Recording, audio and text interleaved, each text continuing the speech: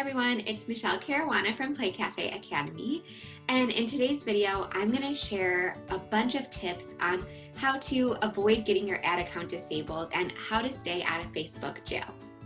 Now I'm going to give some examples around indoor playgrounds, but this is going to be valid whether you own any business, so keep watching if that doesn't happen to be you. And while I go through these tips and suggestions and these common ad policy violations, I want you to keep a couple things in mind. First, I want you to keep in mind that Facebook has come under massive scrutiny and massive pressure lately to give users a fair and safe user experience. And if you think about Facebook's business model, they want users to spend as much time on their platform as humanly possible. So in order to do that, Facebook has to provide the best user experience as possible. So while I'm going through these common violations and things like that, some of you might roll your eyes and think, why would Facebook even care about that? Just remember that their business model relies on users being on the platform as much as possible, because the more users they have, the more engaged users are, the more advertisers are going to flock to that platform, like us. So I'm going to go through 9 really common reasons that I see ad accounts get disabled or people ending up in Facebook jail. But this is also not a substitute for reading through Facebook's policies. So I'm going to link to Facebook's advertising policies and also their community standards and their rules around pages in the description of this video. So this is a really high-level overview and the most common reasons I see people get their accounts disabled, especially in the brick and mortar indoor playground space. But you still, before you advertise, should still go through those. So just wanted to put that disclaimer out there. All right, the number one most common reason I see somebody's ad account get disabled, and this seems pretty obvious, but I can't tell you how many people come to me about this, but it's having unpaid bills. So what usually happens is somebody connects a card or a bank account to Facebook when they set up their first ad account, and their ad probably didn't go so well and they didn't pay their bill, or the card got declined and their ad account gets disabled. So then they come to me and say, well, I'm not gonna pay the bill until my ad account gets re-enabled. And unfortunately, that's not how it works. If you don't pay your bills, if your card gets declined, that is probably the easiest way to end up in Facebook jail and not be able to use your advertising account. So just wanted to get that one out of the way, even though it seems pretty obvious. All right, the next most common reason that I see ad accounts get disabled or ads get rejected. This isn't just about your ad account getting disabled, it's also about ads getting rejected, but unfortunately multiple ad rejections will account in your ad account being disabled.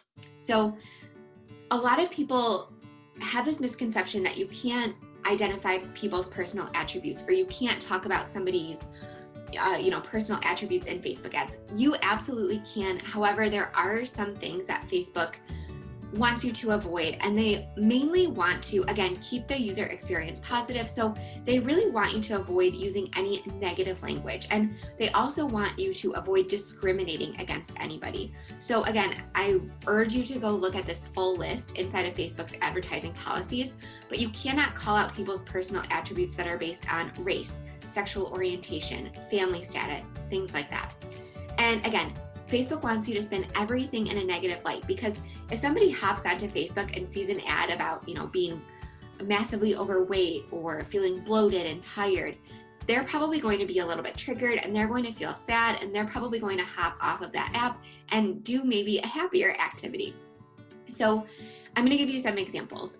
Words that I see get flagged and are the reason for an ad getting disapproved for an indoor playground owner specifically are, and let's pretend you're an indoor playground advertising something like a co-working space or like a parents day out type scenario where parents can come and drop their children off or have their children play in a semi-supervised space while the parent gets stuff done, because that has been super, super popular post-COVID or mid-COVID.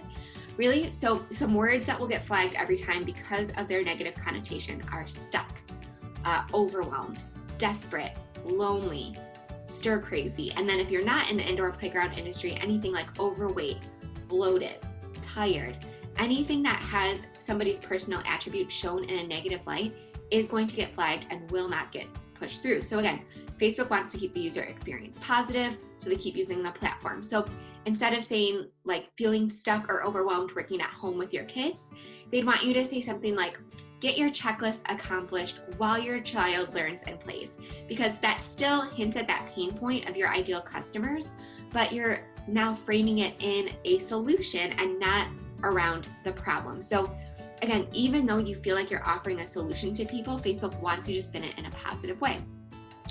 Or you could also say, feel more productive than ever before without feeling like, without letting your children, destroy your house or something like that. So you have to kind of play around, and there's definitely a thin line to walk on when you're talking about, negatives and pain points and things like that. So I always urge people to err on the side of caution when they're talking about people's personal attributes.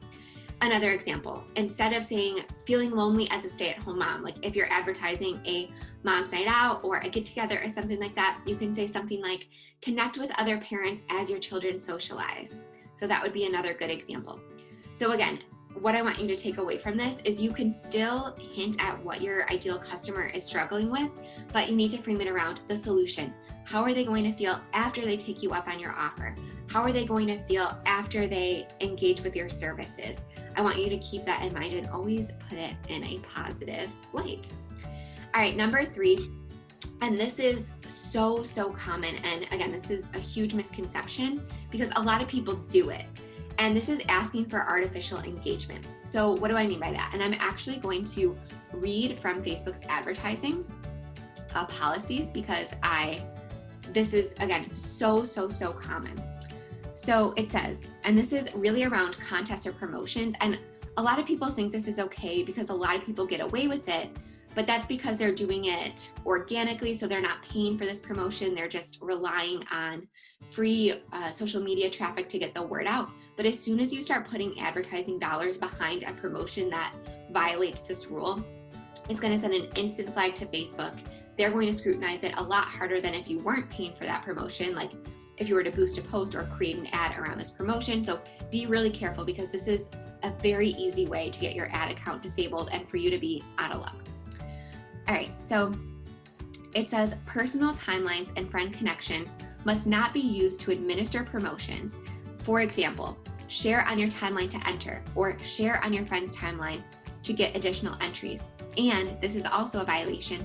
Tag your friends in this post to enter. Those are all not permitted. And again, you can read this for yourself in the link below. And again, a lot of people do get away with it because they're not promoting the post. But you really don't want to take a chance because your entire page could get deleted, your group could get deleted, your ad account could get disabled. And again, because of the increased volume and the decreased manpower that Facebook has right now due to the COVID-19 virus, they are going to be extra hard on advertisers. And don't forget, it's an election year and they're under a lot of pressure. So this whole next year is going to be really hard on advertisers, and they're going to be the process is going to be more strenuous to get an ad approved. All right, the next reason that I see tons of ad accounts getting disabled is clickbaity or sensational headlines. And this mainly has to do with like blog articles. So I see a lot of indoor playgrounds or like parent bloggers try to promote their posts with these types of headlines. It's kind of like something you would read on BuzzFeed or YouTube, but Facebook doesn't like that. It signals to them that it's a low quality post and that you're just trying to get people to your website, which is likely what you're trying to do. So some examples of headlines that Facebook will not like in an ad. Parents were shocked by this one parenting secret, or this mom felt hopeless until she tried this one thing.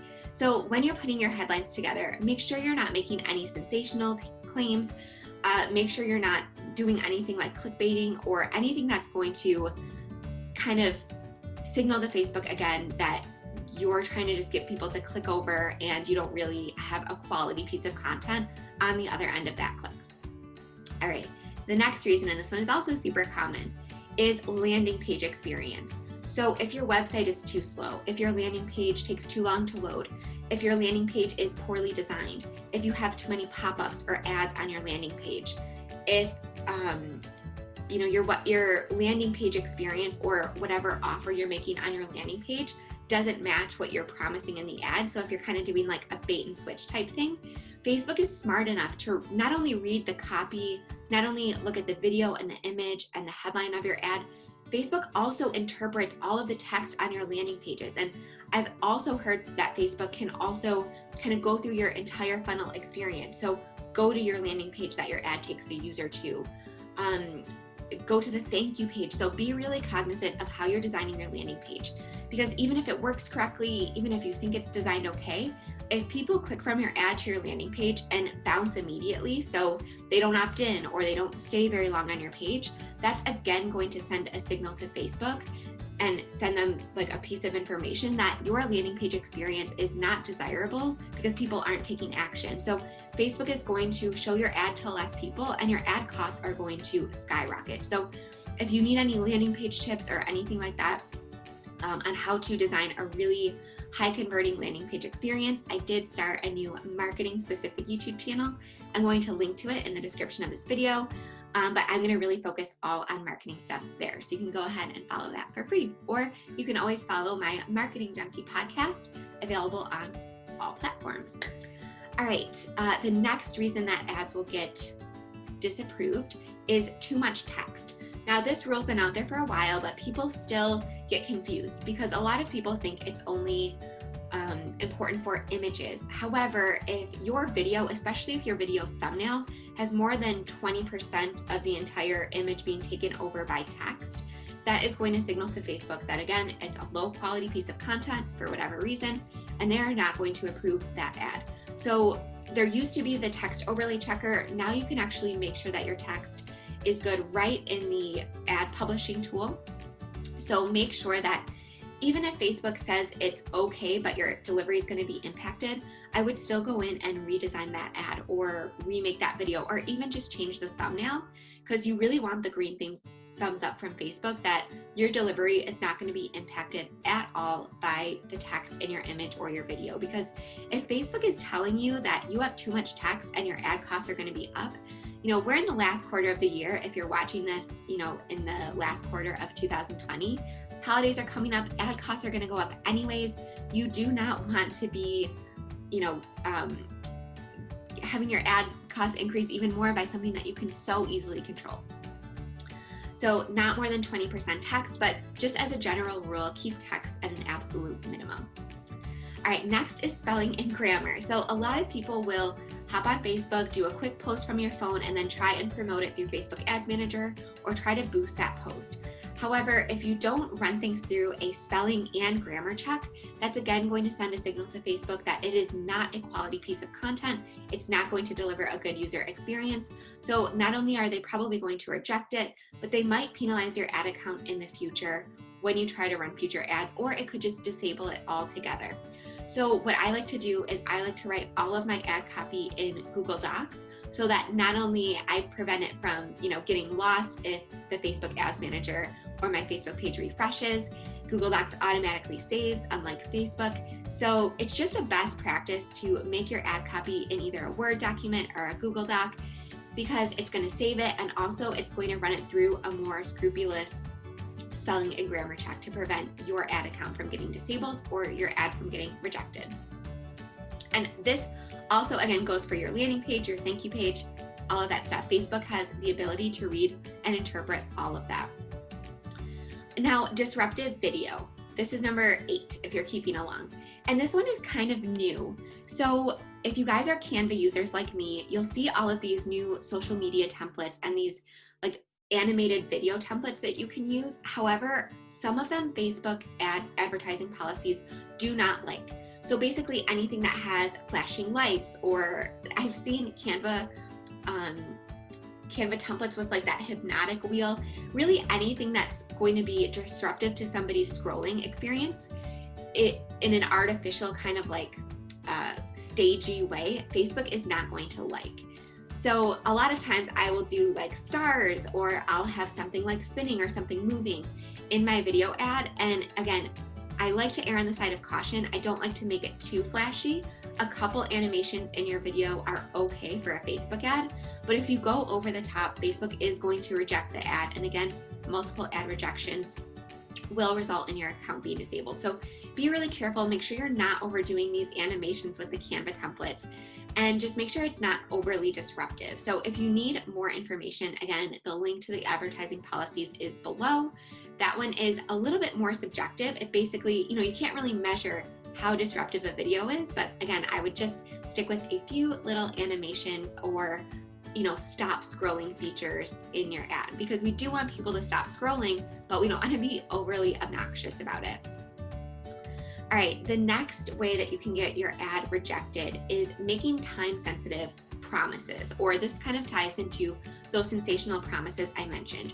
So for example, feel better in 5 days, or I'm trying to relate this to indoor playgrounds, but really any promise in a certain amount of time frame is going to get rejected. Facebook knows that you don't have control over somebody's life. They know you don't have control over their finances or how they feel emotionally. So this one is also kind of new. I have always been using this tactic, like 5K in 5 days or get your next client by next week. But Facebook has really been cracking down on this. So when you're promoting events, when you're promoting classes or services, make sure you're not making a really specific claim that a person is going to get one specific result within a specific time frame, because that is not only going to get your ad rejected, but I've seen this one more than any of the other ones result in an immediate ban. Because Facebook does not want scams. They don't want get rich quick schemes. They don't want multi-level marketing ads, nothing like that, because especially post COVID-19 or mid COVID-19, a lot of people are advertising work from home opportunities and these pyramid schemes, and Facebook does not like that. You cannot advertise any of those types of work opportunities using Facebook ads, no multi-level marketing whatsoever. So even if you're having a multi-level marketing rep in your space, make sure you're not promoting any of those posts or anything like that with advertising dollars, because that will get your ad rejected and you could be in big trouble. All right, the next way that you can get your ad account banned is asking for sensitive information. And this is really when it comes to lead formats. And I've seen this increase a lot as people are learning how to use lead formats. So if you're wondering what a lead form ad is, it's basically when you're at the campaign level of your ad and you're choosing your objective and you choose a lead ad. A lead ad is basically when a user on Facebook clicks the call to action button, and there's a form that is inside of Facebook that kind of pre-populates their name, their email address, and things like that.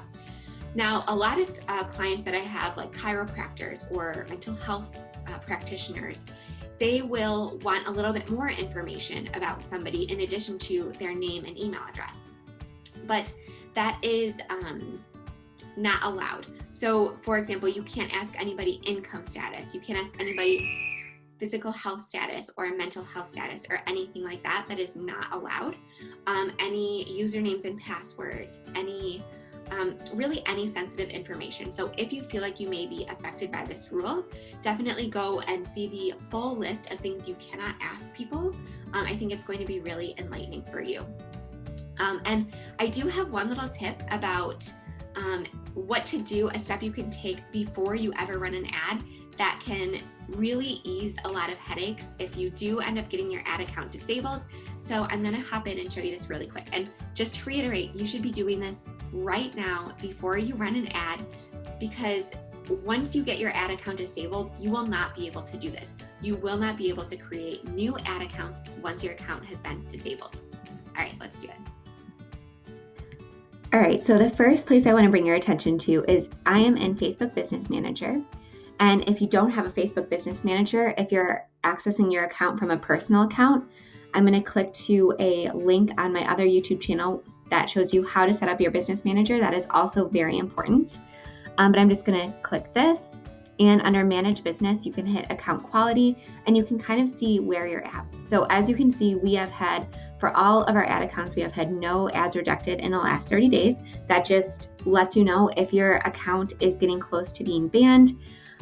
If you have a high number of rejected ads, that means you are in danger of getting rejected or banned permanently. So my tip on something that you can do before your ad gets rejected or your ad account gets banned to prevent a lot of headaches that go along with it is I'm going to go over, and as you can see, we do have one disabled ad account that's from like way back in 2016. But something that I would do is under accounts, I would click add accounts. And what I would do is I would go ahead and add an ad account. And by adding an ad account, you can open a new ad account, and it's going to allow you to, as long as all of your ad accounts aren't disabled, you can open a new ad account, maybe using a different payment method. And by having a backup account, that's going to allow you to, again, have a backup plan if something does get disabled and you are unable to run ads, especially during a launch or anything like that. So if you have an existing ad account, as you can see, you can add it by the number. So if you're wondering where the number is, I will show you in just a moment. But if you want to create a brand new ad account, you can also do that. So you can do ad account name, and I would recommend adding a different payment method than the other ad account that you're using, because a lot of times if an ad account gets banned, Facebook can actually track that payment method to other accounts. So if other ad accounts are linked to that same credit card that you were using or that same bank, it could automatically cause all of those other accounts to get disabled. So I highly recommend using a different payment method for your ad accounts. So you can go into Ads Manager here, and this is where you can locate your actual ad account ID. So as you can see right here, that number after client ad account, this is just a demo ad account. That number is what you're going to need to select and enter into the space where it says add an ad account. But I would recommend creating a new one unless you have access to another one already. And again, that's going to prevent you a lot of headaches if something does get disabled, because you're going to have a backup. All right, that was the basics of what you need to know to prevent your ad account from getting banned or your ad rejected. But again, highly recommend reading the Facebook advertising policies in the link below this video. And if you want more marketing tips, more Facebook ad advice, plus all the general marketing knowledge that I have, because that is my secret sauce, that's how I made my indoor playground so successful, head over to my new YouTube channel just under my name, Michelle Caruana. I will link to that below this video as well. All right, have a good day, guys.